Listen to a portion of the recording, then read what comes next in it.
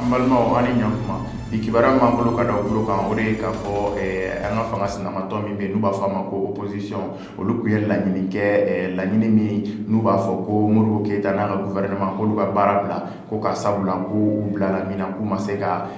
san sɔrɔ o la u bilala baara minnu na n'u ma san sɔrɔ o la an ka fanga sinamatɔw ye baara saba fɔ kɛrɛnkɛrɛnnenya la n'o ye ka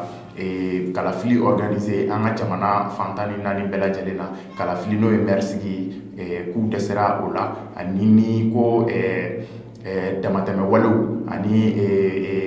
lakanani ma sabati an ka jamana kɔnɔ o tɛmɛnen kɔ ka bɔ yen nɔ tugun u da sera tunganko ma tugun maliyɛnw ka gɛnni ko min bɛ ka bɔ tubabu jamanaw la k'u lasegin ka na an fɛ Mali kɔnɔ yan nɔ ko o fana k'u y'o accord min signé o sɛbɛn min signé ko o sɛbɛn in ko o kuma m'u signé o kuma kɔni u mɛn'o kuma la kununko Assemblée nationale kɔnɔ o kuma o labanna min na o kɛra kalafili min na ni députéw tun kan ka sugandili kɛ n'a y'a sɔrɔ Modibo Keyita n'a ka gouvernement olu bɛ baara bila ou bien n'a y'a sɔrɔ n'u bɛ tɛmɛ n'u ka baara ye o kalafili kɔni o jaabi mɔgɔ 30 ani mɔgɔ 3 olu ko ko Modibo Keyita n'a ka gouvernement ka baara bila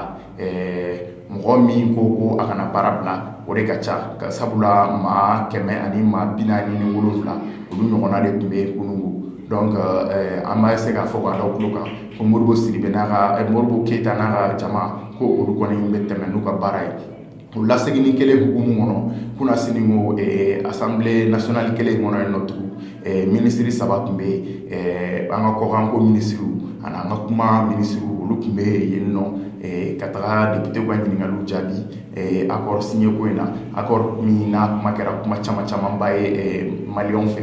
o kuma kɔni olu ma se ka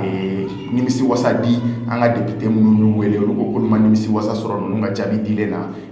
o ko senfɛ an ka ministre min bɛ yen n'ale ɲɛsinnen don kumako ma ale ye kuma dɔ fɔ ko nin ko kɔni ko nin ye dingɛ kɔnɔ kuma de ye ko nin tɛ kuma sɛbɛlama ye o kuma in n'o digira maliyɛn caman na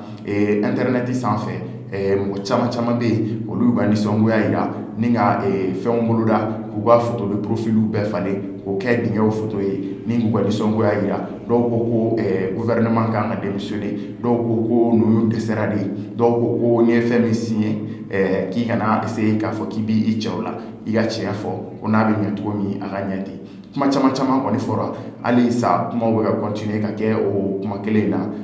réseaux sociaux sanfɛ olu mɔgɔ ninnu kɔni ko k'olu tɛ nin ko in dabila ko fo ni an ka kumaso minisiri n'ale ye yafa ɲini kɛ mɔgɔw fɛ ko sabula k'a ye kuma min fɔ ko nin tɛ nin kuma in fɔ yɔrɔ ye ko en plus ko kuma in fɔbaga tun tɛ ale ye bi kibaruya min b'an bolo ka da o kulo kan o de ye nin ye aw ni ce aw ka kulomajɔ la